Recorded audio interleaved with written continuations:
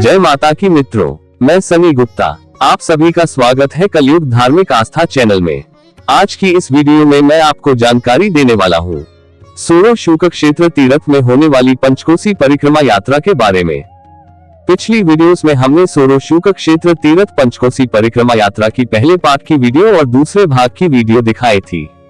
उस वीडियोस में मैंने आपको पंचकोसी परिक्रमा की शुरुआत और पंचकोसी परिक्रमा के अंतर्गत आने वाले मंदिरों के बारे में सारी जानकारी दी।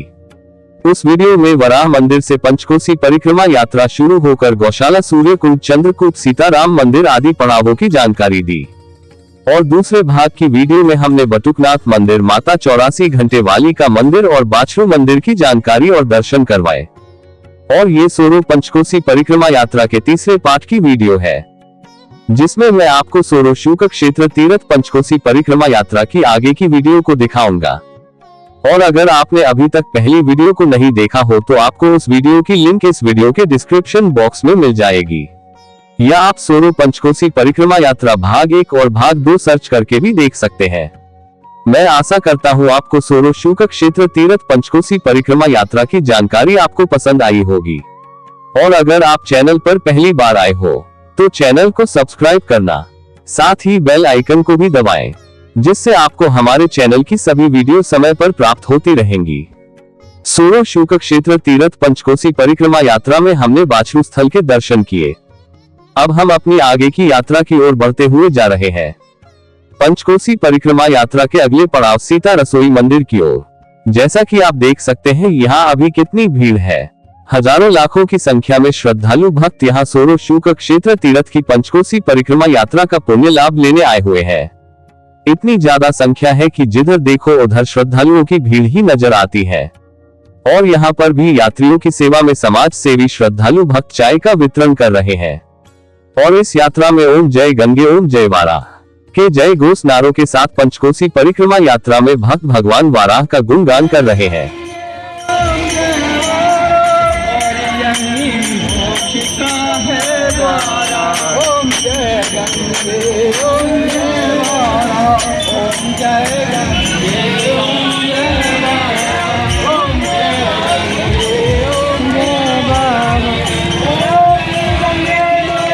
अब हम लोग सोरो शुक्ल क्षेत्र तीर्थ पंचकोसी परिक्रमा यात्रा में बाछरू स्थल को पार करते हुए अब आप पहुंचे हैं सीता रसोई मंदिर। ये मंदिर सोरो की पंचकोसी परिक्रमा के अंतर्गत आता है। सीता रसोई मंदिर सोरो शुक्ल क्षेत्र के अति प्राचीन स्थलों में एक है। जब भगवान राम और लक्ष्मण माता सीता तीर्थ यात्रा करते हुए सोरो शुक्ल क्षेत्र तीर्थ में आए, तब यहाँ माता सीता ने भोजन पकाया था। इस कारण ये स्थान सीता रसोई के नाम से जाना जाता है। यहाँ 2 मंदिर स्थापित है, एक शिव मंदिर और दूसरा माता सीता की रसोई। आइए आपको दर्शन करवाते हैं दोनों मंदिरों के, और आप यहाँ की भीड़ को वीडियो में देख सकते हैं।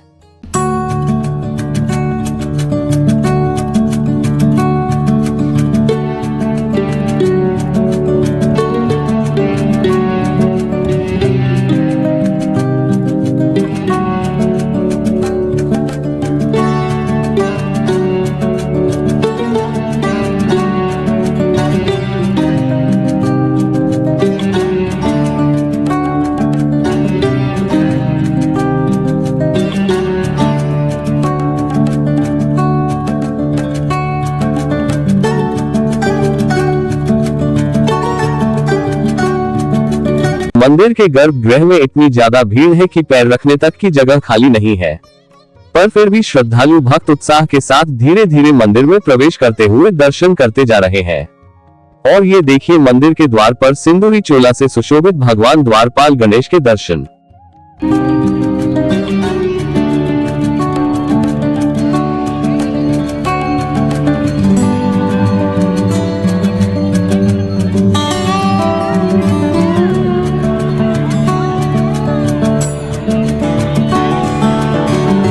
मंदिर के गर्भगृह में श्वेत रूप की शिवलिंग के दर्शन है। बोलिए श्री पिनाकधारी महादेव की जय। भक्त यहाँ पंचकोसी परिक्रमा की विधि अनुसार सतनजा और प्रसाद अर्पित कर रहे हैं। मंदिर के गर्भगृह से बाहर निकलने के बाद ये यहाँ माता सीता, भगवान राम और लक्ष्मण जी के स्वरूप के दर्शन है, और इनके बगल में पवन पुत्र हनुमान जी के दर्शन है। तो दोस्तों आप लोग भी इनका दर्शन करिए।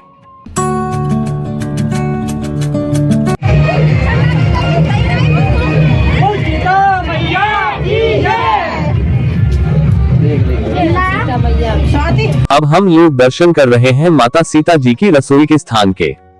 लोक मान्यताओं के अनुसार सीता रसोई पर आकर यदि कोई नवविवाहित स्त्री अपने हाथों से मौन व्रत करके प्रसाद बनाकर भगवान राम और सीता जी को अर्पित करती है तो उसके घर से सारी दरिद्रता का नाश हो जाता है तथा उनके घर अन्न का भंडार भरा रहता है।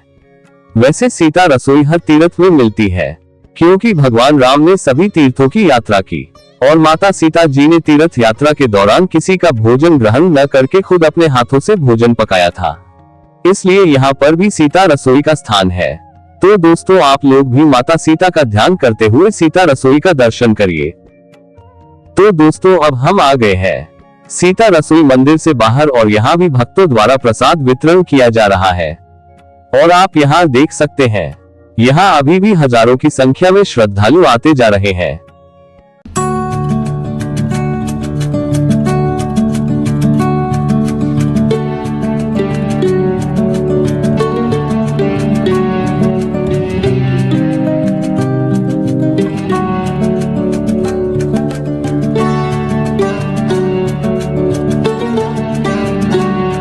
तो अब सीता रसोई से आगे की यात्रा में आगे बढ़ते हुए थोड़ी दूर आ पहुंचे हैं और यहाँ पर भी श्रद्धालु भक्तों द्वारा प्रसाद वितरण किया जा रहा है। यहाँ पर मेवे की खीर को प्रसाद रूप में वितरण किया जा रहा है। ऐसे ही न जाने कितनी जगह समाज सेवी श्रद्धालु भक्तों द्वारा प्रसाद वितरण किया गया। मैंने सभी जगह की वीडियो नहीं ली। तीर्थ यात्रियों की सेवा करके ये भक्त जो अक्षय पुण्य प्राप्त कर रहे हैं उसका कोई क्षय नहीं है, जैसा कि आप वीडियो में देख सकते हैं।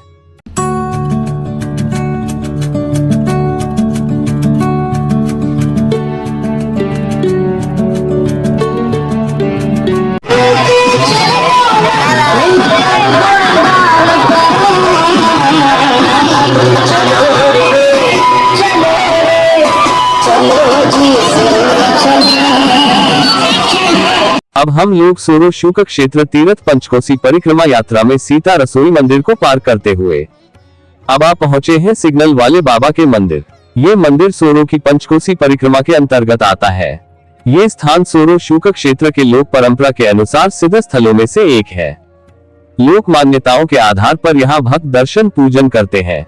तीर्थों में न जाने कितने ज्ञात अज्ञात देवी देवता विराजित होते हैं, जिनमें देवी देवताओं के साथ रहने वाले द्वारपाल गण, क्षेत्रपाल, दिक्पाल सहित अन्य सिद्ध गण होते हैं, जिनका निवास तीर्थों में स्थित वृक्षों, तालाबों, सरोवरों, कूपों तथा मंदिर के द्वार पर माना जाता है। तो अब हम शुक्ल क्षेत्र तीर्थ सोरो की पंचकोसी परिक्रमा यात्रा अंतर्गत सिग्नल वाले बाबा के दरबार की ओर जा रहे हैं। आइए आपको दर्शन करवाते हैं सिग्नल वाले बाबा मंदिर के और आप यहाँ की भीड़ को वीडियो में देख सकते हैं।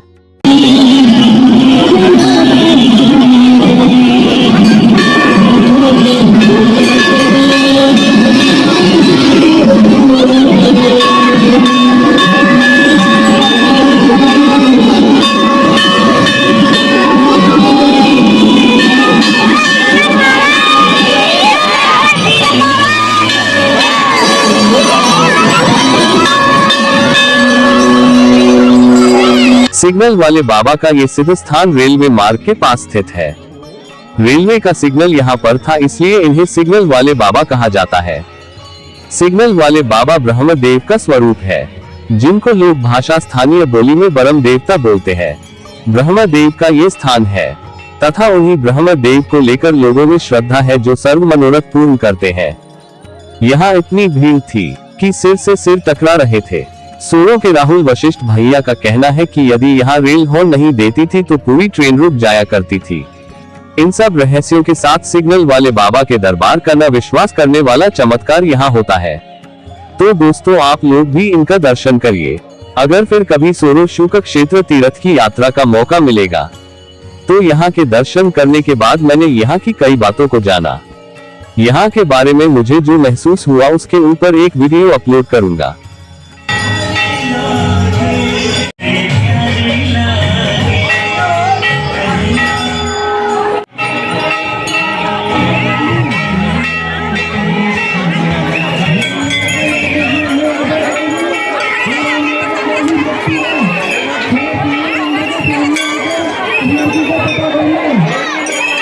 सिग्नल वाले बाबा का हजारों की संख्या में श्रद्धालु भक्त पंचकोसी परिक्रमा यात्रा अंतर्गत यहां दर्शन करने आते जा रहे हैं और अपने जीवन में आने वाली सारी परेशानियों के लिए भक्त मनौती मांगकर मंगल कामना का आशीर्वाद प्राप्त कर रहे हैं। सिग्नल वाले बाबा के जयकारे के साथ अब हम अपनी सोरो शुक क्षेत्र तीर्थ पंचकोसी परिक्रमा यात्रा को आगे बढ़ाते हुए चलते हैं अगले मंदिर की ओर। कहते हैं जो भक्त तीर्थों की परिक्रमा मार्ग में शंख घंटा आदि दैवीय ध्वनि बजाते हुए यात्रा करते हैं, उनको कई तीर्थों की यात्रा को करने से जो पुण्य प्राप्त होता है उससे भी 100 गुना पुण्य इस यात्रा में शंख घंटा आदि दैवीय ध्वनि करने से मिल जाता है।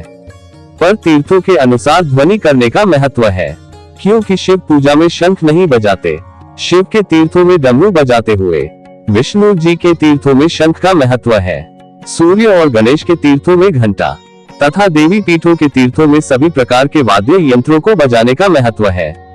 और ये सोरो शुक क्षेत्र तीर्थ भगवान विष्णु के तीर्थों में से एक है।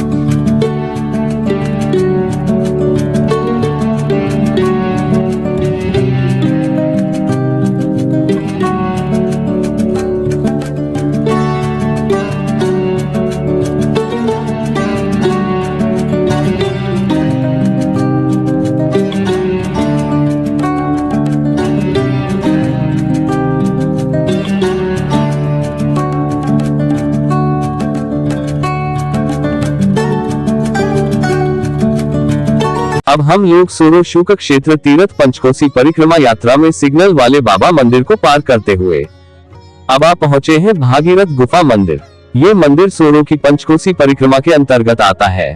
ये स्थान सोरो शुक क्षेत्र के सतयुगकालीन स्थानों में से एक है। इस स्थान पर राजा भागीरथ ने गंगा को धरती पर लाने के लिए हजारों वर्षों तक तप किया था तथा यहाँ से ही प्रथम गंगा यानी वृद्ध गंगा, जिनको स्थानीय बोली में बूढ़ी गंगा बोलते हैं, वे भी इस स्थान के निकट ही प्रवाहित होती है।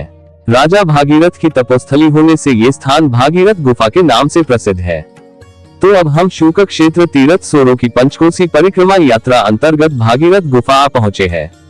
ये स्थान बहुत ऊंचे टीले पर स्थित है। इस स्थान का संबंध सतयुग से माना गया है। आइए आपको दर्शन करवाते हैं भागीरथ गुफा मंदिर के और जानकारी देते हैं आपको यहाँ की प्राचीनता और धार्मिक महत्वता की। और आप यहाँ की भीड़ को वीडियो में देख सकते हैं।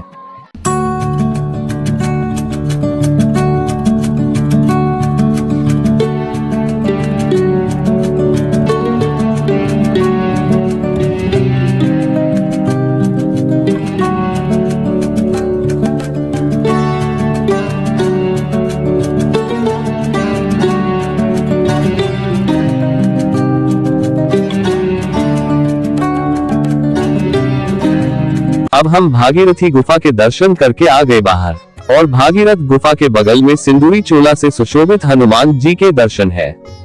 यहाँ पर कुछ लोग ग्रामीण लोक मान्यताओं के अनुसार सिक्के हनुमान जी की प्रतिमा पर चिपका रहे हैं। उनका मानना है कि सिक्का चिपक जाने पर उनकी मनोकामना पूरी हो जाती है, पर यह बहुत गलत बात है। इस तरह आप लोग देव मूर्तियों का अपमान कर रहे हैं। देव मूर्तियों की मर्यादा होती है, पर लोग देखा देखी में ये सब अज्ञानता वश करने लगते हैं। और यदि सिक्का चिपकाना भी है तो हनुमान जी के बगल की दीवार पर चिपकाए, न कि हनुमान जी की मूर्ति पर। जो लोग मेरी वीडियो को देख रहे हैं वो और भी लोगों को इस तरह की बात समझाए। देवी देवताओं की मूर्तियां दर्शन पूजन के लिए होती है, न कि खेल तमाशे के लिए। इस तरह से देव मूर्तियों का अपमान न करें, इससे देवता आप पर प्रसन्न कम और कुपित ज्यादा होंगे। तो दोस्तों, सोरो शुक क्षेत्र तीर्थ पंचकोसी परिक्रमा यात्रा करते हुए हमने दर्शन किए भागीरथ गुफा मंदिर के और इस स्थान का काफी महत्व है। आइए आपको दर्शन करवाते हैं यहाँ पर स्थापित अन्य देव विग्रहों के। भागीरथ गुफा के निकट ही यहाँ एक प्राचीन तेजोमय लिंग स्थापित है, जिसको भगीरथेश्वर महादेव के नाम से जानते हैं। ये शिवलिंग प्राचीन समय से स्थापित है। इस लिंग की स्थापना भागीरथ ने की थी। यात्रा में आए हुए भक्त यहाँ शिवलिंग पर बेलपत्र आदि सतनजा प्रसाद पूजन सामग्री अर्पित कर रहे हैं। साथ ही शिवलिंग के निकट प्राचीन काल के पत्थरों के अवशेष रखे हुए हैं। तो आप लोग भी इस तेजोमय लिंग का दर्शन करिए। और साथ ही यहाँ पर ये देवस्थान बना हुआ है, जिसमें 3 आलो के देवालय है, जिनमें भक्त यहाँ दर्शन पूजन करते हैं। और यहाँ पर भी भक्तों की काफी ज्यादा संख्या में भीड़ दर्शन पूजन के लिए आती जा रही है।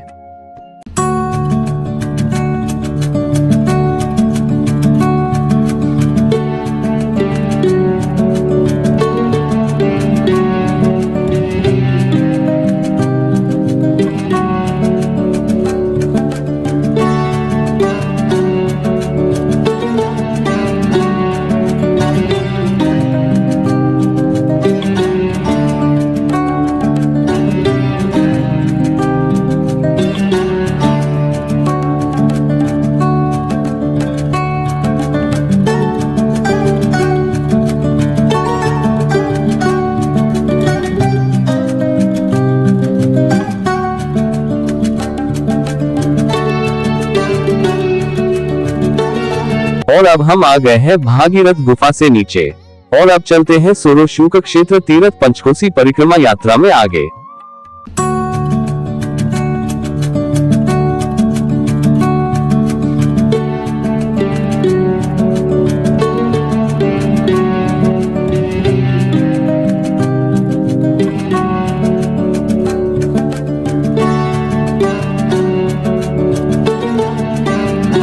भागीरथ गुफा के टीले से नीचे आने पर स्थित है अति प्राचीन वनखंडी महादेव मंदिर। यहाँ पर भी सोरो शुक क्षेत्र तीर्थ पंचकोसी परिक्रमा यात्रा अंतर्गत दर्शन पूजन किया जाता है।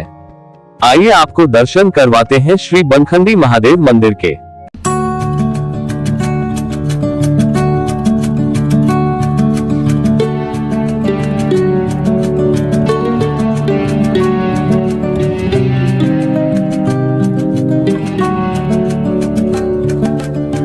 इस शिवालय मंदिर में गौरी मुखी शिवलिंग के दर्शन है, जिनको भक्त स्थानीय बोली में वनखंडी महादेव के नाम से जानते हैं। ये तेजोमय लिंग देखने से ही सिद्ध प्रतीत होता है। तो आप लोग भी श्री वनखंडी महादेव के दर्शन करिए। बोलिए श्री नमः पार्वती पते हर हर महादेव।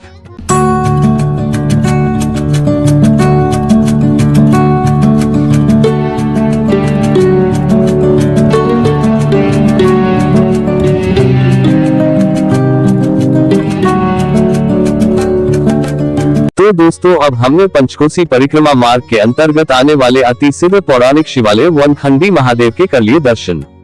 अब हम आगे बढ़ते हैं अगले मंदिर की ओर। और वीडियो की जानकारी अच्छी लगती है तो वीडियो को लाइक शेयर करना न भूले, जिससे हमारे सोरो शुक क्षेत्र तीर्थ की दूर दूर तक विख्याति हो। लोग सोरो शुक क्षेत्र तीर्थ के महत्व को समझे। ग्रामीण क्षेत्रों से भी भारी संख्या में श्रद्धालु भक्त दर्शन करने आ रहे हैं।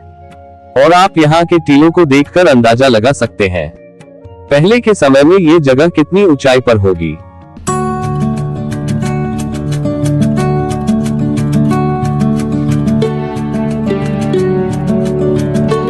इस पंचकोसी परिक्रमा यात्रा में कुछ ऐसे भी श्रद्धालु भक्त दिखे जो नंगे पांव ही परिक्रमा दे रहे थे।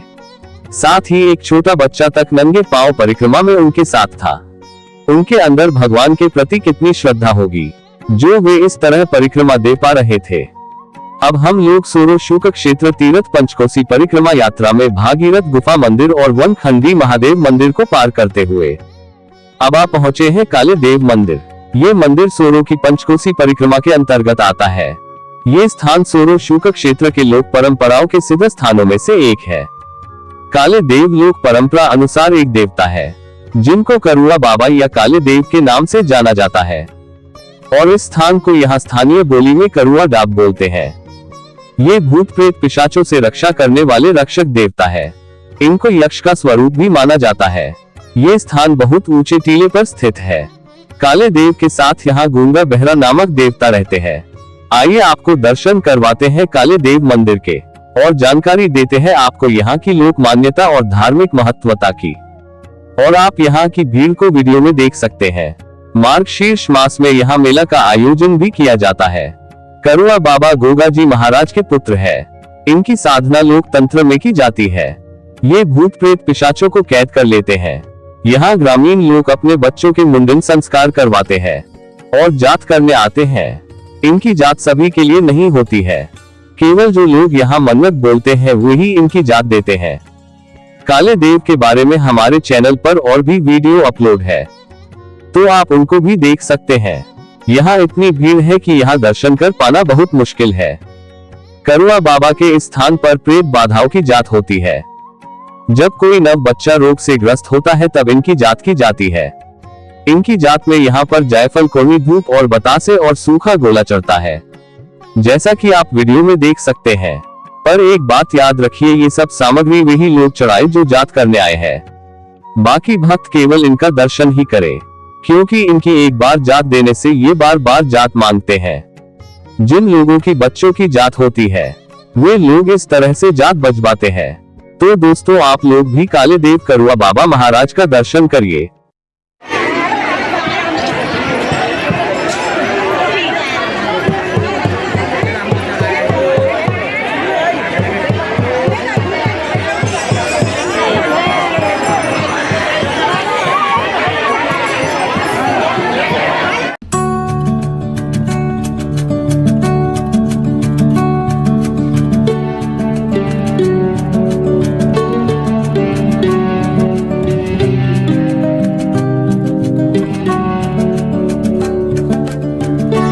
तो दोस्तों, यही है भूत प्रेत पिशाचों के राजा काला देव महाराज का सिद्ध स्थान।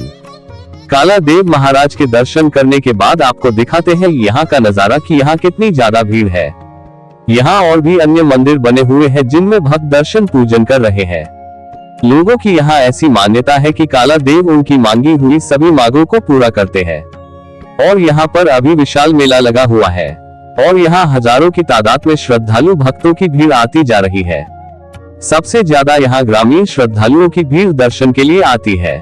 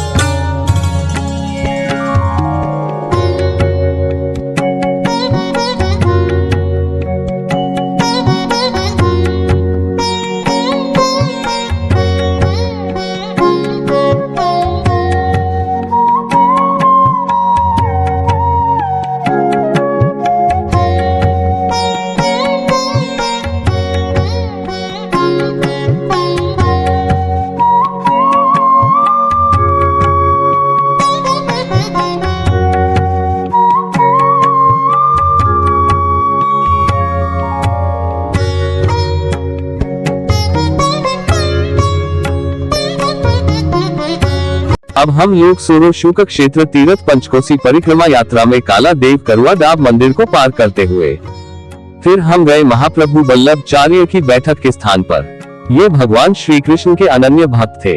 महाप्रभु वल्लभाचार्य जी की सब कुल 84 बैठक है, जो भारत में कई तीर्थों में बनी हुई है।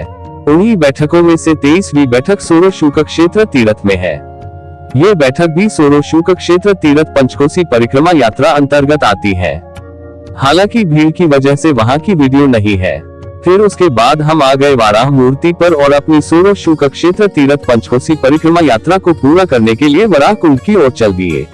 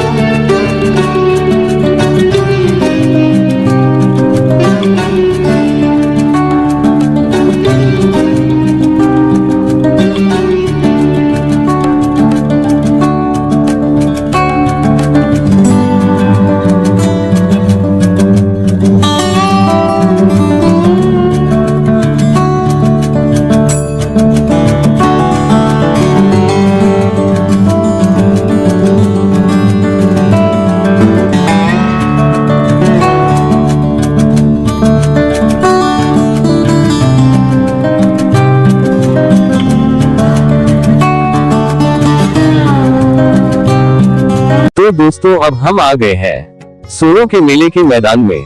मार्गशीर्ष मास में ये मेला हर वर्ष लगता है, जो कि ग्रामीण क्षेत्रों के लोगों के लिए आकर्षण का केंद्र रहता है। यहाँ घरेलू उपयोगी वस्तुएं, मनोरंजन, खेल खिलौनों की दुकानें और अन्य सभी उपयोगी वस्तुएं इस मेले में आपको देखने को मिल जाएगी। साथ ही मिठाई और खाने पीने की चीजों के साथ ही मौत का कुआं, कई तरह के झूले इस सोरो के मेले का आकर्षण का केंद्र बने रहते हैं। पंचकोसी परिक्रमा यात्रा अब पूरी ही होने वाली है। सोरो शूक क्षेत्र के बाहरी क्षेत्रों का एक चक्कर लग चुका है, जो 5 कोस यानी 15 किलोमीटर की पैदल यात्रा है। अब ये जहां से हमने शुरू की थी, वही हम इस यात्रा का समापन करेंगे। तो अब हम सोरो शूक क्षेत्र तीर्थ पंचकोसी परिक्रमा यात्रा को लगाकर पुनः वराह कुंड पर आ पहुंचे हैं। अब मैं कुंड का चक्कर लगाते हुए भगवान वराह का दर्शन करूंगा। उसके बाद ही हमारी ये सोरो शूक क्षेत्र तीर्थ पंचकोसी परिक्रमा यात्रा पूरी होगी।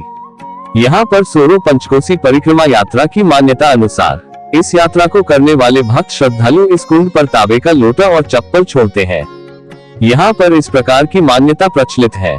वैसे तो सभी तीर्थों में परिक्रमा देने का अपना अलग अलग महत्व है। सभी तीर्थों में पंचकोसी परिक्रमा होती है।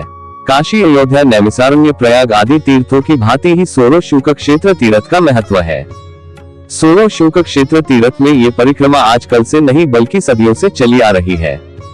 शूकर क्षेत्र में भगवान वराह ने पृथ्वी को हिरण्याक्ष से मुक्त कराकर भार मुक्त व पाप मुक्त किया तथा गंगा प्रकट कर गंगा में निर्वाण को प्राप्त किया। इससे पूर्व पृथ्वी ने भगवान वराह की परिक्रमा की थी। ये पुरातन परंपरा आज तक चली आ रही है।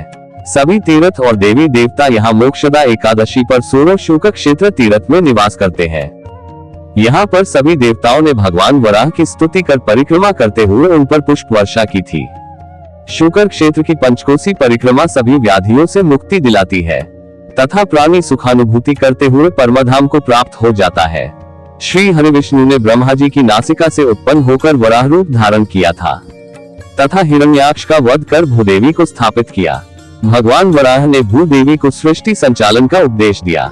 ऐसी पवित्र तीर्थनगरी में मोक्षदा एकादशी को पंचकोसी परिक्रमा करने वाले का प्रभु कल्याण करते हैं। हिरण्याक्ष दैत्य का वध करने से भगवान को ब्रह्म हत्या का पाप लगा, जिससे वो अपने वराह स्वरूप का त्याग न कर सके। उसके बाद वे सभी तीर्थों में जाकर तप करने लगे। धीरे धीरे भगवान का शरीर ठीक होने लगा। हर तीर्थ में उनका एक अलग नाम पड़ा। केवल भगवान का कंकाल स्वरूप ही रह गया था। अंत में वे काशी पहुंचे, जहां उन्होंने वहां तप किया। उनका नाम यज्ञ वराह पड़ा। भगवान शिव ने उन्हें पृथ्वी के मूल भाग में, जहां उस दैत्य का शरीर था, वहां जाने का आदेश दिया। तब भगवान वराह यहाँ पहुंचे और अपने नाखूनों से एक कुंड को खोदा और मोक्षदा एकादशी के दिन अपने शरीर का उस कुंड में त्याग कर दिया। 3 दिन में ही उनके शरीर की हड्डियां जल में विलीन हो गई, जो वराह कुंड कहलाया। इस कारण ही इस जल को हाल गंगा बोला जाता है। तब सभी देवी देवता इस स्थान पर भगवान के दर्शन कर इस तीर्थ में जगह जगह स्थापित हो गए। इसलिए सोरो शूक क्षेत्र में मोक्षदा एकादशी के दिन दर्शन पूजन का सबसे अधिक महत्व माना गया है। सोरो के हरपदीय कुंड में स्नान करने से सभी पापों से मुक्ति मिल जाती है। कुंड में पूर्वजों की अस्थियां विसर्जित करने से मोक्ष की प्राप्ति होती है। यहाँ पिंड दान का सबसे अधिक महत्व है। और इधर से हम अपनी पंचकोसी परिक्रमा का समापन करते हुए वराह कुंड की परिक्रमा करते हुए वराह मंदिर की ओर बढ़ रहे थे और उधर से भगवान वराह रथ पर सवार होकर नगर भ्रमण को जा रहे थे। अद्भुत सहयोगवश भगवान के दर्शन करने का सौभाग्य मिला।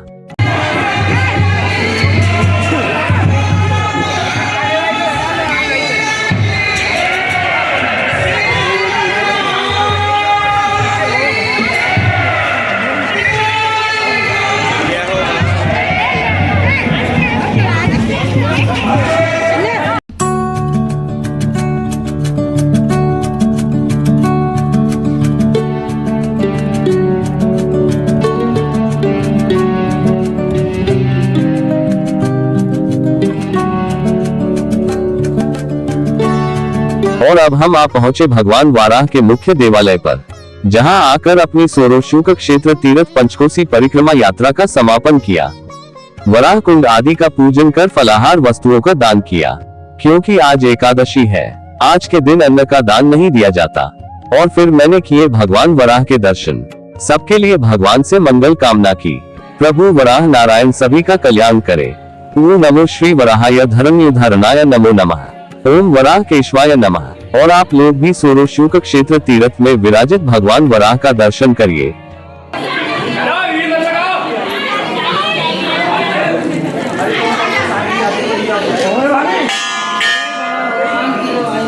तो हो गई मेरी सोरो शुक क्षेत्र तीर्थ पंचकोसी परिक्रमा यात्रा।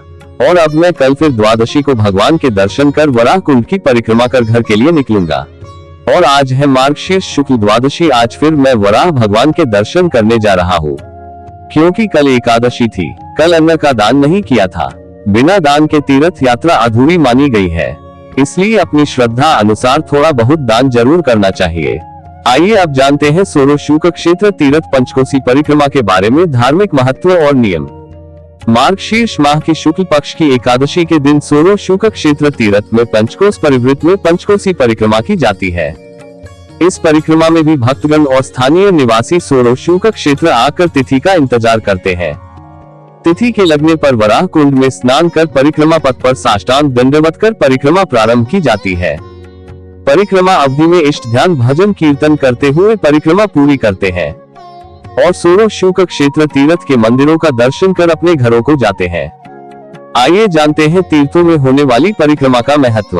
कहते हैं जो भक्त भजन कीर्तन सत्संग के साथ जय जयकार करते हुए पंचकोसी परिक्रमा यात्रा को पूरा करते हैं, वे अपने सब पापों को नष्ट कर भगवान के परम धाम में निवास करते हैं। जो भक्त पंचकोसी परिक्रमा यात्रा के दौरान रास्ते में आने वाले देवालयों को प्रणाम करते हुए या दीप नैवेद्य पुष्प अर्पित करते हुए परिक्रमा को पूरा करते हैं, वे अपने जीवन काल में जितनी बार देवालयों में पूजन करेंगे उससे जो पुण्य उनको मिलेगा उससे भी 1000 गुना पुण्य इस प्रकार उनको मिल जाता है। भगवान विष्णु के स्तोत्रों और नामों को भजते हुए जो परिक्रमा करते हैं, वे अपने जन्म जन्मांतर के पापों को खत्म कर वैकुंठ में निवास पाते हैं। तीर्थों की परिक्रमा का इतना अधिक महत्व है कि परिक्रमा देते हुए जो भी जीव परिक्रमा लगाने वालों के पैरों से दबकर मर जाते हैं, वे उस जीव योनि से मुक्त होकर 84 लाख योनियों में न भटक कर कई वर्षों तक स्वर्ग में निवास पाकर पुनः मनुष्य बन उच्च कुल में जन्म पाते हैं। एक कथा अनुसार सूक्ष्म जीवों ने भगवान से प्रार्थना की। वे अपने जीवन काल में कोई भी पुण्य अर्जित नहीं कर पाते, जिससे उन्हें मनुष्य जन्म नहीं मिल पाता। प्रभु हमें कोई सुलभ मुक्ति का मार्ग बताए। तब भगवान ने उन चींटी आदि सूक्ष्म जीवों से कहा कि हर तीर्थ में मेरे भक्तों द्वारा तीर्थों की यात्रा होती है।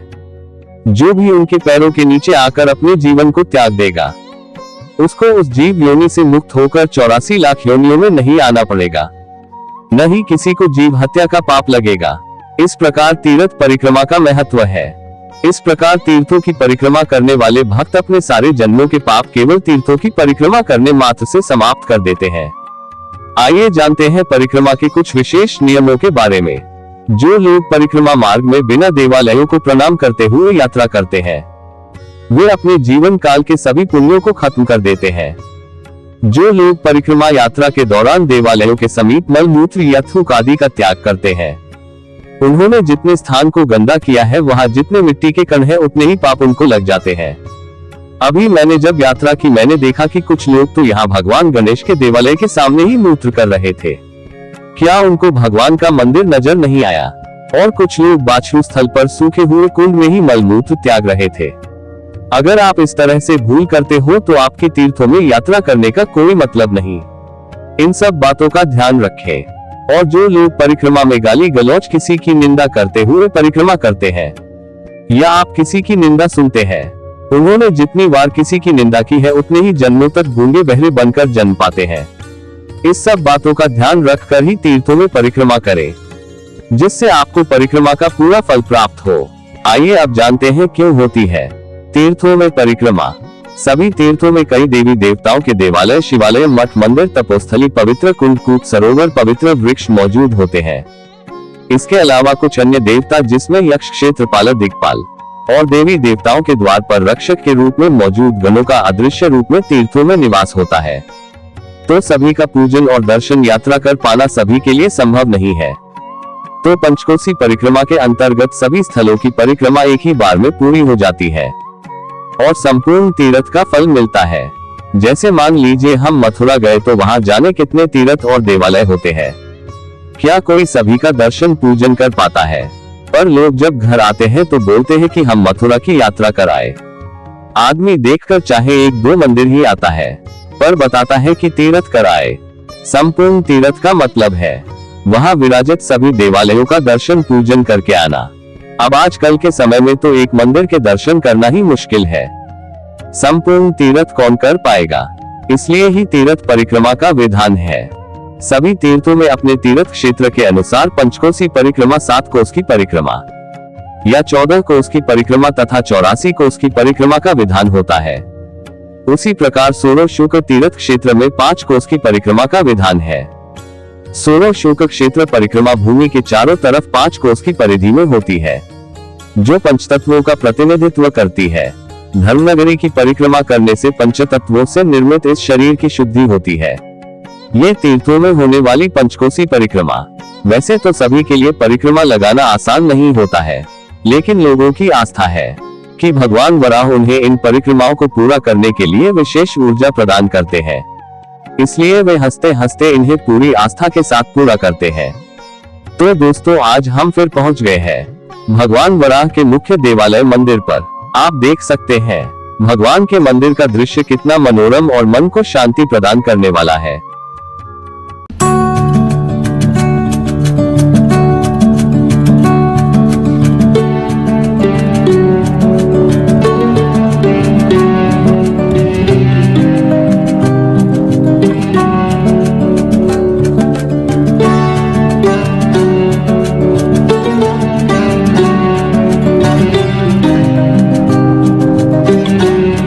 आइए चलते हैं मंदिर में अंदर, आपको दर्शन करवाते हैं। पृथ्वी का उद्धार करने वाले तारनहार भगवान विष्णु के तृतीय अवतार वाराह नारायण के सामने ही आपको सर्वप्रथम द्वारपाल गणेश जी के दर्शन होते हैं। आप लोग भी सिंदूरी चूले से सुशोभित मंगल मूर्ति विनायक के दर्शन करिए। और इसके बाद भगवान वाराह का मुख्य देवालय बना हुआ है। मंदिर के गर्भगृह में श्वेत वाराह और माता भू देवी स्वरूपा लक्ष्मी जी विराजित है। 4 भुजाओं से सुशोभित भगवान वाराह ने अपने मुख पर पृथ्वी को धारण किया हुआ है। इनके नीचे हिरण्याक्ष राक्षस दबा हुआ है। साथ ही भगवान के साथ उनके द्वारपाल देव जय और विजय भी विराजित है। तो आप लोग आज भगवान वाराह के मार्गशीर्ष द्वादशी के दर्शन करिए। हिरण्याक्ष राक्षस ब्रह्मा जी से वरदान पाकर पृथ्वी को चुराकर मलमूत्र से बने सागर में ले गया था। तब भगवान विष्णु ने भादो मास की शुक्ल पक्ष तृतीया को शुक्र का रूप धारण कर उस दैत्य का अंत किया और पृथ्वी को पुनः स्थापित किया। भगवान वाराह के दर्शन पूजन करने से पृथ्वी पर किए जाने वाले सभी पुण्यों के समान फल प्राप्त होता है। तो आप लोग भी भगवान वाराह का दर्शन करिए। भगवान वाराह ही इस संपूर्ण सोरो शुक्र सौकरव तीर्थ के प्रधान देवता है। इनके दर्शन के बिना यहाँ की यात्रा का कोई अर्थ नहीं है। इस सोरो शुक्र क्षेत्र का पुराणों में बहुत अधिक महत्व है। यहाँ पर बने प्राचीन मंदिर पुराणों ग्रंथों में वर्णित है।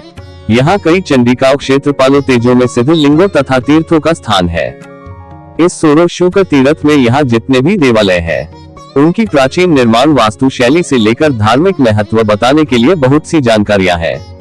यहाँ पर बने हर मंदिर का कुछ न कुछ खास सांस्कृतिक तथा धार्मिक महत्व है।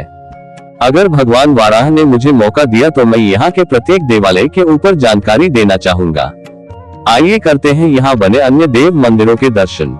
ये मंदिर चक्र तीर्थ अंतर्गत आता है और ये देवालय भगवान विश्वनाथ चक्रेश्वर महादेव को समर्पित है। आप लोग चक्रेश्वर महादेव विश्वनाथ शिव का दर्शन करिए।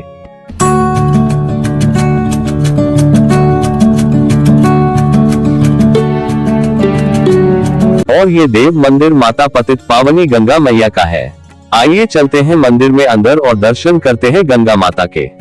सामने ही सुंदर स्वरूप वाली भागीरथी गंगा माता विराजित है।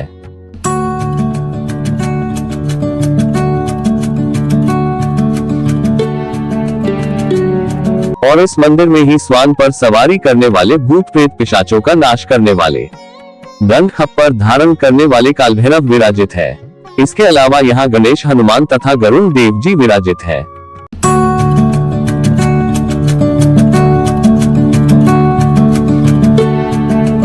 साथ ही एक अन्य देवालय में हमें अति प्राचीन सिद्ध हनुमान जी के दर्शन प्राप्त हुए। तो दोस्तों अभी तो यहाँ एक या दो नहीं बल्कि कई सिद्ध प्राचीन मंदिर हैं। और अभी मैंने इतने ही मंदिरों के दर्शन कर पाए और थोड़ी थोड़ी मंदिरों के बारे में जानकारी भी दी।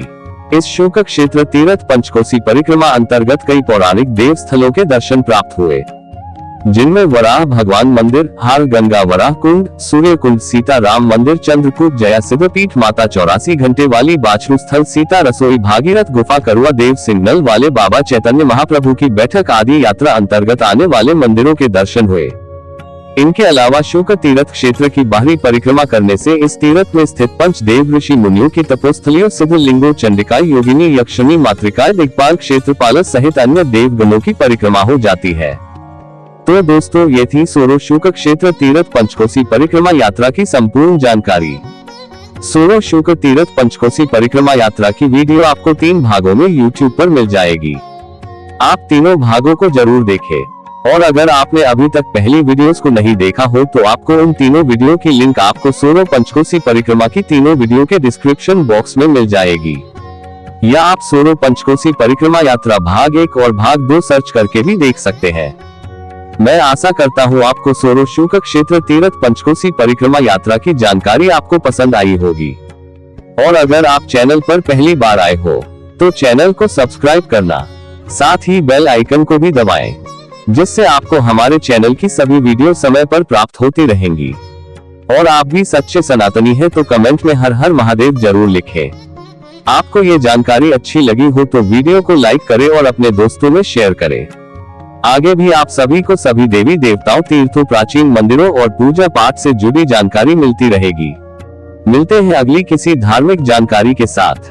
जय माँ काली, हर हर महादेव, बोलो वराह भगवान की जय, बोलो शोक तीर्थ सोरो जी की जय।